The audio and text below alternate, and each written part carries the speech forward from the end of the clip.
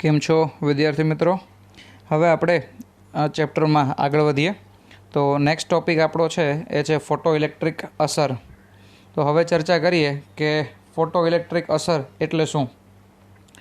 तो आ जे थियरी छे एने मैं बे भागमां विभाजित करेली छे कि फोटो इलेक्ट्रिक असर जे उत्पन्न थाय छे कोने कहेवाय ए सौथी पहेला तो कोना द्वारा शोधवामां आवी हती, आना विषे प्रयोगों कया साइंटिस्ट द्वारा करवामां आवेला हता।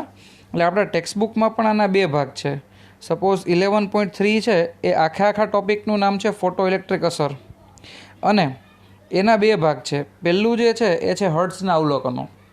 તો સૌથી પહેલાં હર્ટ્ઝે એક ફોટો ઇલેક્ટ્રિક અસર જેને કહેવાય ને કે પ્રાયોગિક રીતે પ્રાથમિક રીતે એણે જોયેલી હતી। ત્યાર પછી એના જે બીજા વિદ્યાર્થીઓ હતા હોલવાસ છે, લિનાર્ડ છે, બરાબર, એ લોકોએ આ બધા પ્રયોગોને ધીરે ધીરે આગળ ધપાવેલા હતા। એટલે સમગ્ર ઘટનાને આપણે બે વિભાગમાં વિભાજિત કરી અને જોઈએ। તો સૌથી પહેલાં આપણે જોઈએ કે ભાઈ હેનરી હર્ટ્ઝના અવલોકનો કેવા હતા। તો મિત્રો તમને ખ્યાલ છે કે ભાઈ 19મી સદી જે છે એની અંદર આ બધી શોધ ધીરે ધીરે ચાલુ હતી। તો એમાં 1887નો સમય, આ સમય લગભગ તમે ફિઝિક્સની અંદર કોઈ દિવસ ભૂલેલા નહીં હોય, બરાબર। તો 1887ની અંદર આપણા જે હેનરી હર્ટ્ઝભાઈ છે એ પોતે વિદ્યુત ચુંબકીય તરંગો વિશેના અભ્યાસ માટેના પ્રયોગો કરી રહ્યા હતા। સમજો, એનો ઇન્ટેન્શન એવો નહોતો કે હું કોઈ ફોટો ઇલેક્ટ્રિક ઉત્સર્જન છે એની શોધ કરું।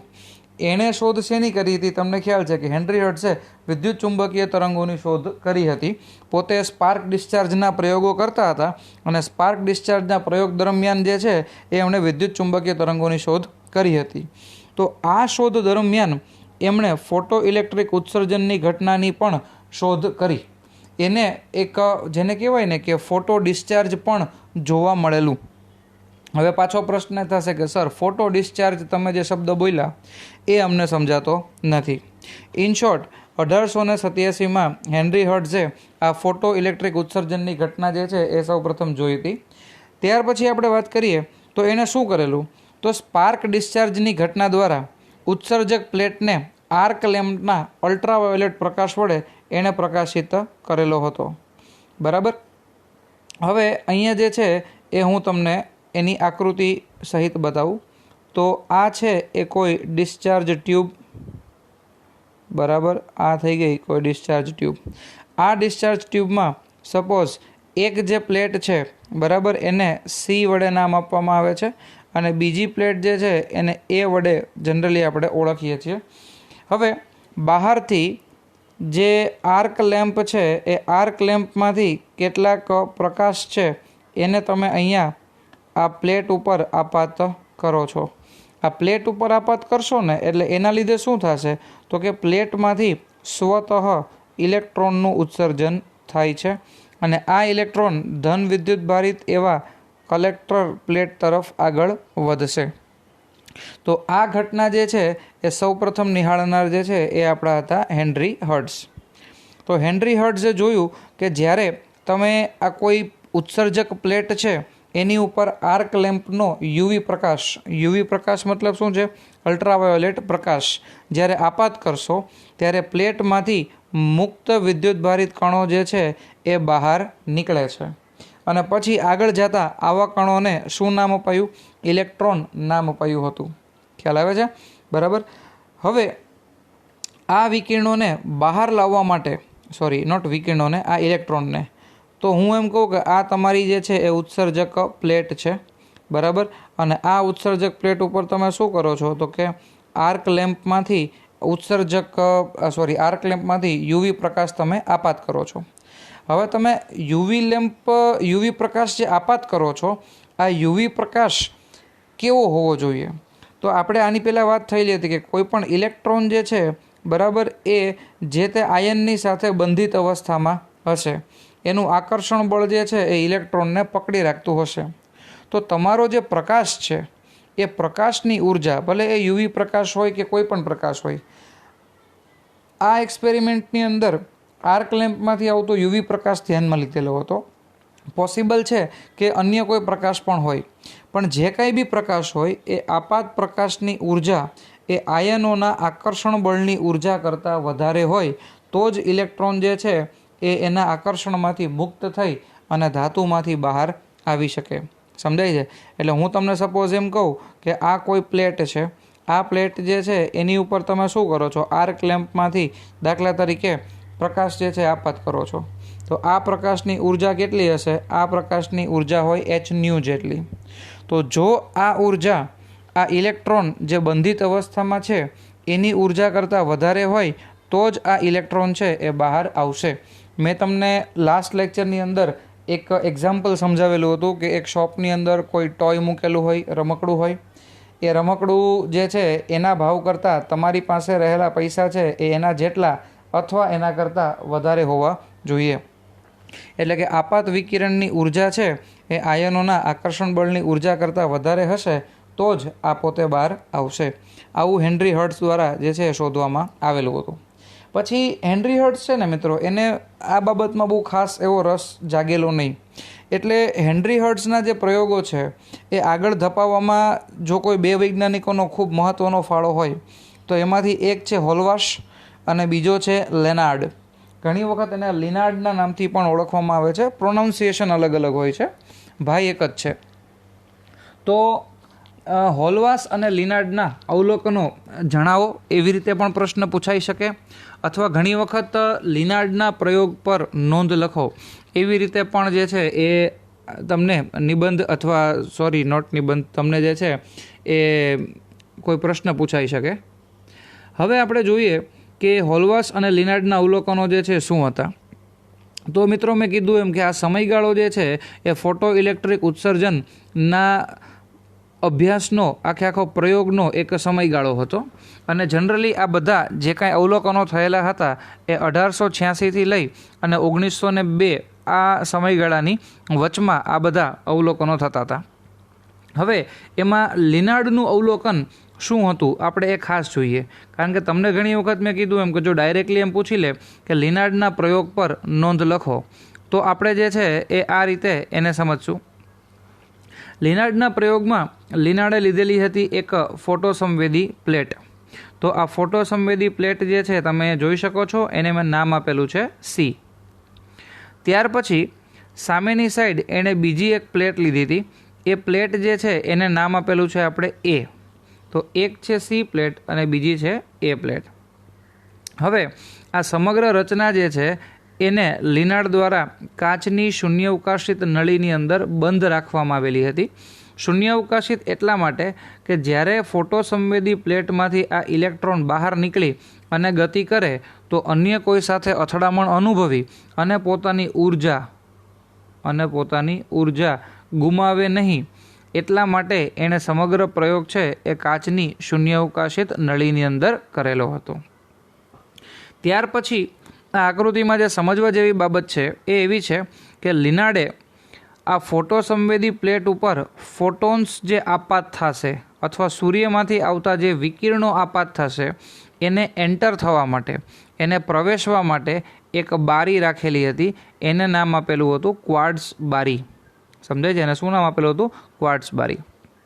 હવે અહીંયા એવું છે કે એણે એક સિસ્ટમ રાખેલી હતી કે તમે સી જે છે પ્લેટ એને પ્લસ રાખો તો તમે એ છે પ્લેટ એને માઇનસ રાખી શકો, અથવા સી જે છે એને માઇનસ રાખી અને એને પ્લસ રાખી શકો. દાખલા તરીકે તમે જોઈ શકો છો કે સીવાળો છેડો છે એ અહીંયા છે, અહીંયા, બરાબર. હવે જો આ સીવાળા છેડાને હું આની સાથે જોડી દઉં, એટલે કે અહીંયા નેગેટિવ ટર્મિનલ સાથે આમ, બરાબર, તો સી છેડો છે એ નેગેટિવ થઈ જાય. અને આપણે એવું કરીએ કે સપોઝ એ વાળો જે છેડો છે આને આપણે પોઝિટિવની સાથે જોડી દઈએ, એટલે એ છેડો છે એ થઈ ગયો તમારો પોઝિટિવ, બરાબર, અને બી છેડો છે એ થઈ જશે નેગેટિવ. આ રચના એવી છે કે જો તમને એમ થાય કે ભાઈ મારે એને નેગેટિવ બનાવવો છે તો એ છેડો જે છે એ આવી રીતે આવે છે, એને તમે આની સાથે જોડી શકો, બરાબર, એટલે એ નેગેટિવ થઈ જાય. અને બી છે, નોટ બી, સી છેડો છે એને તમે પોઝિટિવ કરી શકો છો. તો આ ટાઈપનું જે ડિવાઇસ છે કે જ્યાં તમે છેડાઓને પ્લસ માઇનસ ઊંધા ચત્તા રાખી શકો એને કમ્પ્યુટેટર તરીકે ઓળખવામાં આવે છે, બરાબર. તો શરૂઆતમાં જે છે ને મિત્રો એ એવું રાખેલું હતું કે સી જે છે એને આપણે નેગેટિવ રાખશું, થોડો એને નેગેટિવ ચાર્જ આપશું, અને એ છે ને એને સી પ્લેટની સાપેક્ષમાં પોઝિટિવ રાખવાનું છે. હવે એનાથી ફાયદો શું છે એ સમજો, થોડું ઝૂમ કરી અને વ્યવસ્થિત બતાવું. તો હવે એવું થશે કે જ્યારે બહારથી આવતા વિકિરણો છે એ ઉત્સર્જક પ્લેટ ઉપર પડે, જેને તમે ફોટો સંવેદી પ્લેટ પણ કહી શકો, કારણ કે સૂર્યમાંથી આવે છે શું? ફોટોન્સ. તો આ પ્લેટ છે એ ફોટોન્સ માટે સંવેદના ધરાવે છે, એટલે એને નામ શું આપી દીધું? ફોટો સંવેદી પ્લેટ. તો આ ફોટો સંવેદી પ્લેટ છે એના ઉપર જ્યારે ફોટોન્સ આપાત થશે ત્યારે એમાંથી આ ઇલેક્ટ્રોનનું ઉત્સર્જન થાય છે. હવે આ જે જમણી બાજુની પ્લેટ છે એને આપણે ફોટો સંવેદી પ્લેટની સાપેક્ષમાં પોઝિટિવ ચાર્જ આપેલો છે, એટલે ઉત્સર્જન પામતા બધા ઇલેક્ટ્રોન છે એ પ્લેટ એ તરફ આકર્ષણ પામશે અને એ બાજુ ગતિ કરવાનું ચાલુ કરશે અને પરિપથની અંદર તમને વિદ્યુત પ્રવાહ જે છે એ જોવા મળશે. ખ્યાલ આવે છે? તો લિનાર્ડે જે છે એ આ ટાઈપનો પ્રયોગ કરેલો હતો. બરાબર. હવે લિનાર્ડે એ પણ જોયું કે જો તમે આપાત પ્રકાશ છે એ બંધ કરી દો તો પછી વિદ્યુત પ્રવાહ કેવો થઈ જશે? 0. મતલબ શું છે? મતલબ એવો છે કે જેટલા સમય સુધી તમે આ પ્લેટ ઉપર ફોટોન્સ આપાત કરશો ત્યાં સુધી ઇલેક્ટ્રોન જે છે એનું ઉત્સર્જન થશે અને જે છે એ વિદ્યુત પ્રવાહનું વહન ચાલુ રહેશે. જે સમયે તમે ફોટો સંવેદી પ્લેટ ઉપર ફોટોન્સને આપાત કરવાનું બંધ કરી દેશો એ સમયે શું થશે? એ સમયે ફોટોન્સ એટલે કે ઇલેક્ટ્રોન જે છે એ ઉત્સર્જન થવાનું બંધ થઈ જશે, અને ઇલેક્ટ્રોન ઉત્સર્જન થવાનું બંધ થઈ જાય તો વિદ્યુત પ્રવાહ પણ બંધ થઈ જાય. બરાબર. હવે આપણે જોયું એમ કે સીમાંથી ઇલેક્ટ્રોનનું ઉત્સર્જન થાય અને એ કે જેને ધન કલેક્ટર પ્લેટ તરીકે ઓળખવામાં આવે છે એના દ્વારા જે છે એ ઇલેક્ટ્રોનને ખેંચવામાં આવે છે, એના દ્વારા ઇલેક્ટ્રોન છે એને કેચ કરવામાં આવે છે. હવે લિનાર્ડે જે સૌથી મહત્ત્વની વસ્તુ જોઈને મિત્રો એ આ હતી આવૃત્તિ અને તીવ્રતા. આના ફેરફાર સાથે ફોટો ઇલેક્ટ્રિક પ્રવાહમાં કેવો ફેરફાર થાય છે એ એણે જોયું. હવે હું જે સમજાવવા જઈ રહ્યો છું ને મિત્રો એ ખૂબ ખૂબ ખૂબ મહત્ત્વની વસ્તુ છે, એટલે ખાસ સમજજો, અને જો ન સમજાય તો અહીંયાથી વિડીયો 2 થી 3 વખત જે છે એ રિવાઇન્ડ કરીને જોજો, પણ સમજાવવું જોઈએ. આપાત પ્રકાશ જે છે એટલે કે સૂર્યમાંથી જે પ્રકાશ આવે છે, હવે પહેલાં એણે શું કરેલું? તો પહેલાં જે છે એ એણે પ્રકાશની તીવ્રતા જે છે એ તીવ્રતાને અચળ રાખી. તીવ્રતાને શું રાખે છે? અચળ રાખે છે. અને આપાત પ્રકાશ છે એની આવૃત્તિમાં વધારો કરે છે. આપાત પ્રકાશની આવૃત્તિમાં શું કરે છે? વધારો. મતલબ કે પહેલાં દાખલા તરીકે μ1 આવૃત્તિવાળા વિકિરણોને આપાત કરશે, પછી μ1 કરતાં મોટી આવૃત્તિ એટલે કોઈ μ2 આવૃત્તિવાળા તરંગો જે છે એને આપાત કરશે, પછી μ3 આવૃત્તિ આપાત કરશે, પછી μ4 આવૃત્તિ આપાત કરશે. તો એણે જોયું કે જેમ જેમ આ આવૃત્તિઓ મોટી થતી જાય છે તેમ તેમ ઉત્પન્ન થતા ઇલેક્ટ્રોન છે એના માટે ગતિ ઉર્જા એટલે કે કાઇનેટિક એનર્જી છે એ વધતી જાય છે. સમજો, ગતિ ઉર્જા એટલે કે કાઇનેટિક એનર્જી જે છે એ વધતી જાય છે. નંબર ઓફ ઇલેક્ટ્રોનની અંદર કોઈ ફેરફાર થતો નથી. વિદ્યુત પ્રવાહ જે છે એની અંદર કોઈ ફેરફાર થતો નથી. વિદ્યુત પ્રવાહ તો અચળ જ રહે છે, પણ જે ઇલેક્ટ્રોનનું ઉત્સર્જન થાય છે એ ઇલેક્ટ્રોનના ઉત્સર્જનની ગતિ ઉર્જામાં શું થઈ જાય છે? વધારો.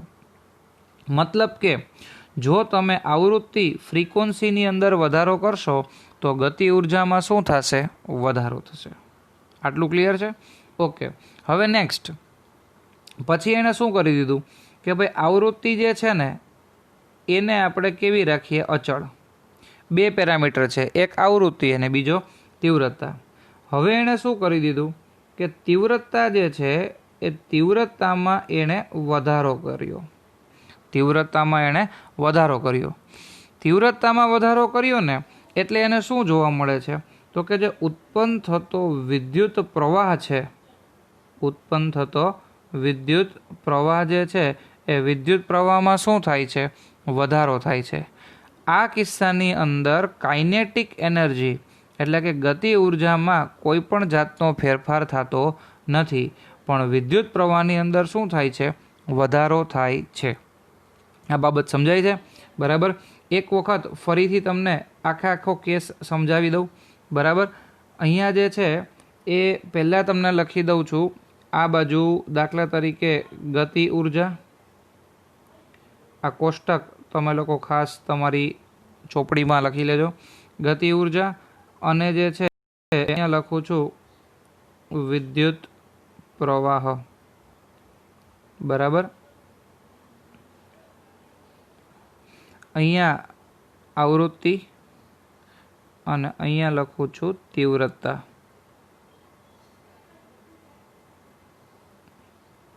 ઓકે, હવે કહેવાનો મતલબ એ જ છે કે જો તમે ઓકે અહીંયા જે છે ગતિ ઊર્જા અને વિદ્યુત પ્રવાહ ઊંધી જગ્યાએ લખાઈ ગયા છે। એક મિનિટ એકવાર ફરીથી લખી દઉં।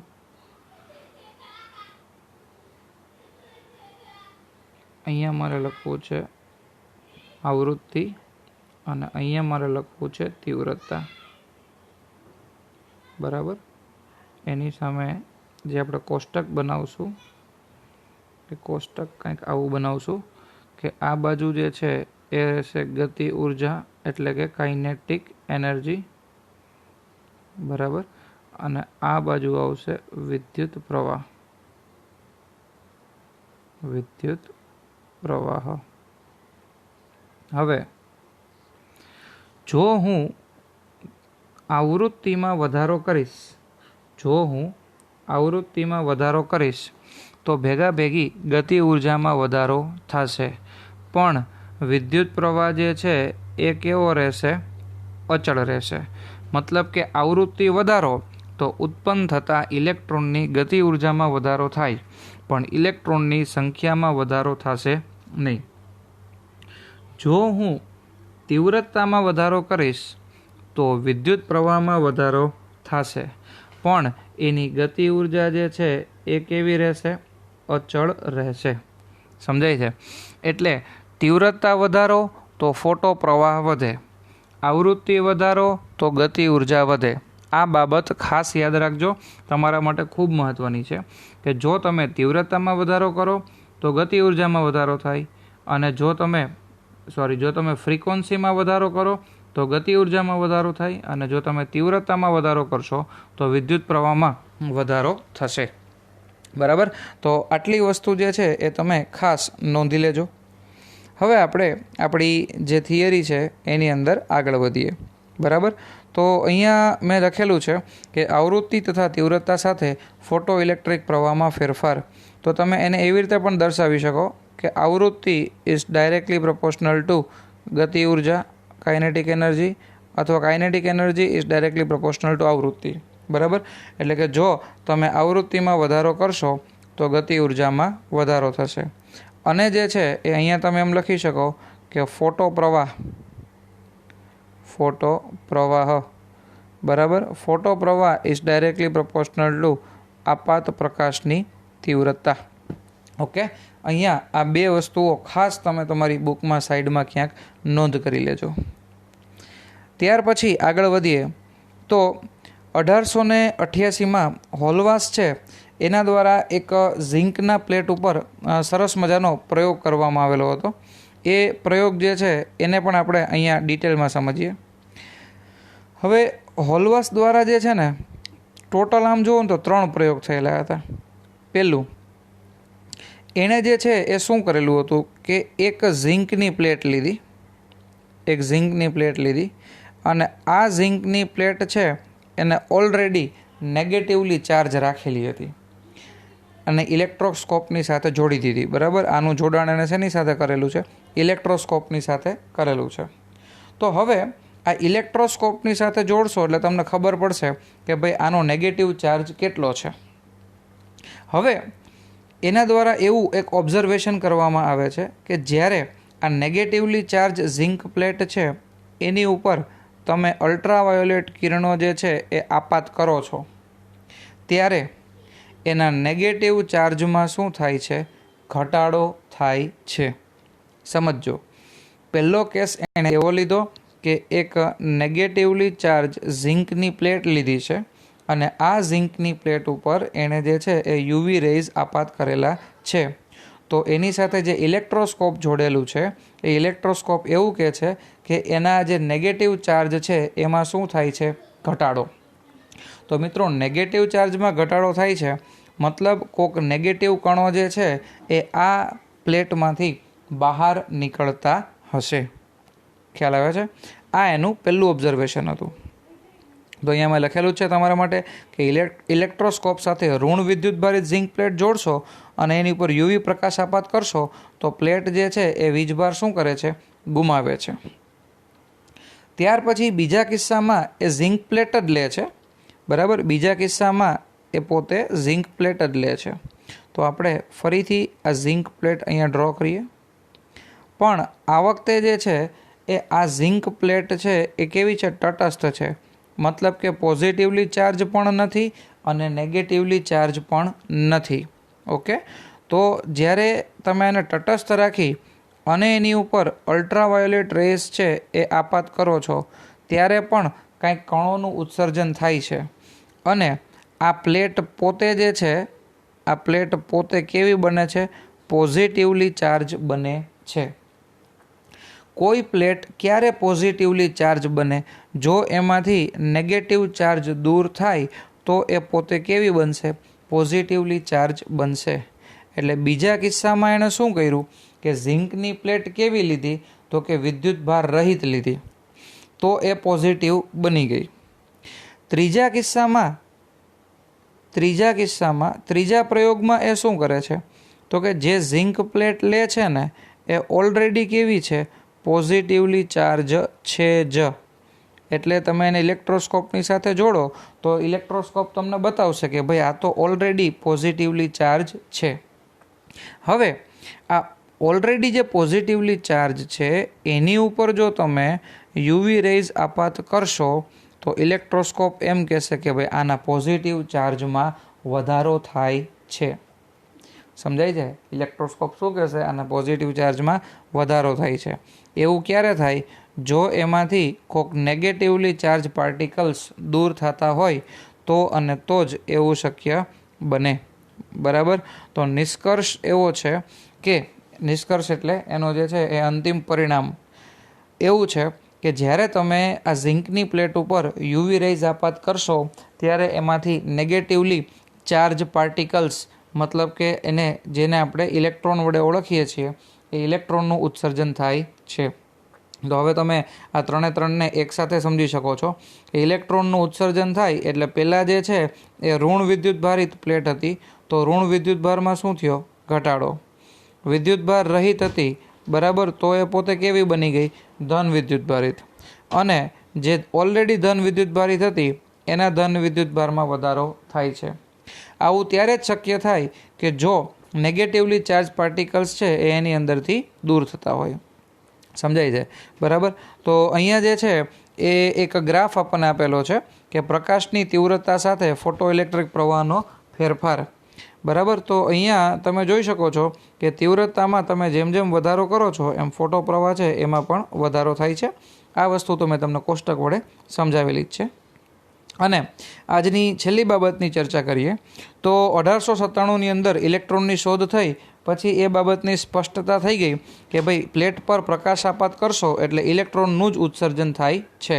ત્યાં સુધી આપણે જે છે એ એવી સ્પષ્ટતા નહોતી કરી. તમને ખબર હોય ને તો હું એમ બોલતો હતો કે કોઈ નેગેટિવલી ચાર્જ પાર્ટિકલ છે એ ઉત્સર્જિત થાય છે, કોઈ ઋણ વિદ્યુતભારિત કણો છે એ ઉત્સર્જિત થાય છે. પણ જ્યારે ઇલેક્ટ્રોનની શોધ થઈ ગઈ ત્યાર પછી એવું બહુ સ્પષ્ટપણે માનવામાં આવેલું કે જ્યારે પ્લેટ ઉપર પ્રકાશ આપાત કરશો તો એમાંથી ઇલેક્ટ્રોન જે છે એ બહાર નીકળે છે અને બહાર નીકળતા ઇલેક્ટ્રોન જે છે એ કલેક્ટર પ્લેટ તરફ આકર્ષાય છે. તો એ તમે પાછું લિનાર્ડના પ્રયોગમાં જોઈ શકો છો કે અહીંયા બહાર નીકળતા જે ઇલેક્ટ્રોન છે, બરાબર, એ આ કલેક્ટર પ્લેટ તરફ, ખાસ જોજો આ પ્લેટનું નામ સી છે અને કલેક્ટર પ્લેટ આને કહેવાય કલેક્ટર. કલેક્ટર એટલે શું? નામ જ છે કલેક્ટ. કલેક્ટ એટલે ભેગું કરવું. તો જે પ્લેટ ઇલેક્ટ્રોનને ભેગા કરે છે ને એને કલેક્ટર પ્લેટ તરીકે ઓળખવામાં આવે છે.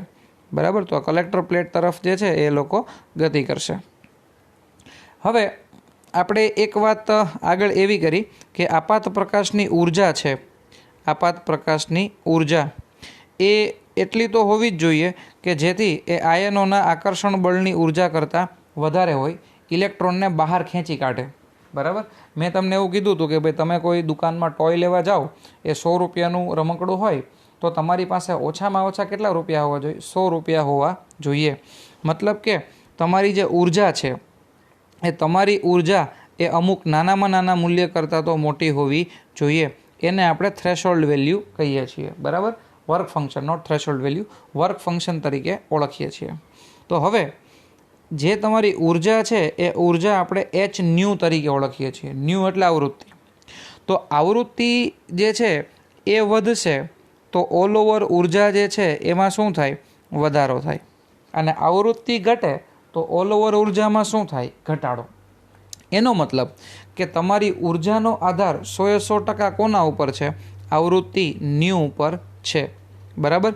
તો આમાં એવું થશે કે માની લ્યો હું તમને એમ કહું કે આવૃત્તિ જે છે એના અલગ અલગ મૂલ્ય લઈએ, કે સપોઝ એક વખત એચ ન્યૂ 1 લઈએ.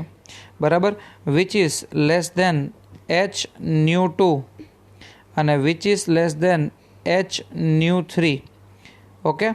તો અહીંયા એક આવૃત્તિ છે ન્યૂ 1, એ સૌથી નાની છે.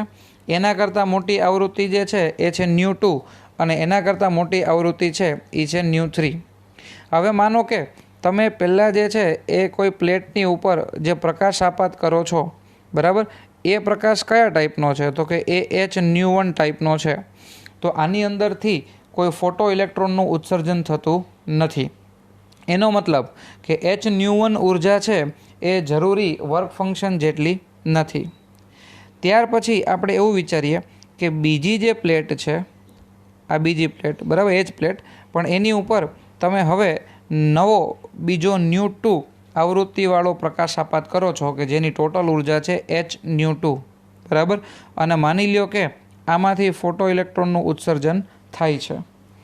તો એનો મતલબ એવો થયો કે આ ન્યૂ 2 જે છે ને એ તમારી જરૂરી નાનામાં નાની આવૃત્તિ થઈ.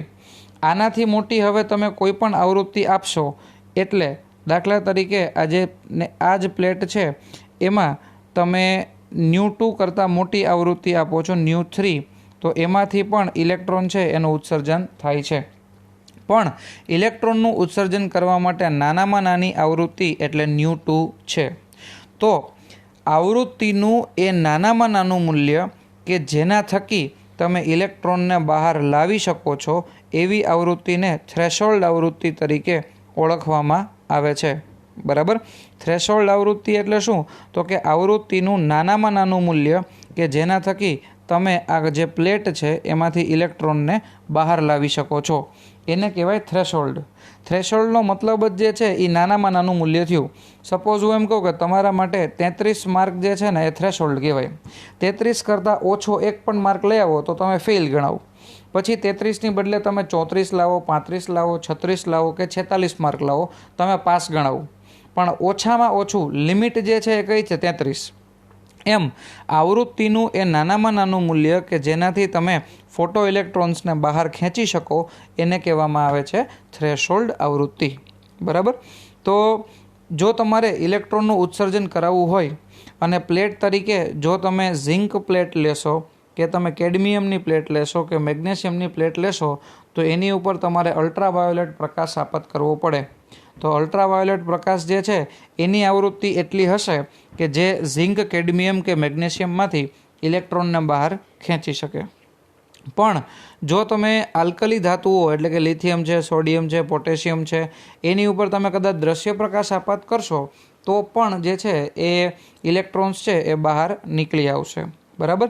તો આ સમગ્ર ઘટના જે છે આ સમગ્ર ઘટનાને કહેવામાં આવે છે ફોટો ઇલેક્ટ્રિક અસર. એની કોઈ પર્ટિક્યુલર જો કે વ્યાખ્યા નથી, પણ છતાં આપણે વ્યાખ્યા આપવી હોય તો એવું કહેવાય કે ધાતુની ચળકતી અને સાફ કરેલી સપાટી પર જ્યારે કોઈ ફોટોન્સ આપાત કરવામાં આવે છે ત્યારે ધાતુની સપાટી પરથી આપમેળે સ્વતઃ ઇલેક્ટ્રોનનું અથવા ફોટો ઇલેક્ટ્રોનનું ઉત્સર્જન થાય છે. આ સમગ્ર ઘટનાને ફોટો ઇલેક્ટ્રિક અસર તરીકે ઓળખવામાં આવે છે. બરાબર. ફોટો ઇલેક્ટ્રિક અસર એટલે શું? જ્યારે ધાતુની સપાટી પર, ફરીથી જોઈ લેજો, જ્યારે ધાતુની સપાટી પર કોઈ ફોટોન્સ આપાત કરવામાં આવે છે ત્યારે ધાતુની સપાટીમાંથી સ્વતઃ ફોટો ઇલેક્ટ્રોનનું ઉત્સર્જન થાય છે અને આ ઘટનાને ફોટો ઇલેક્ટ્રિક અસર તરીકે ઓળખવામાં આવે છે. Thank you.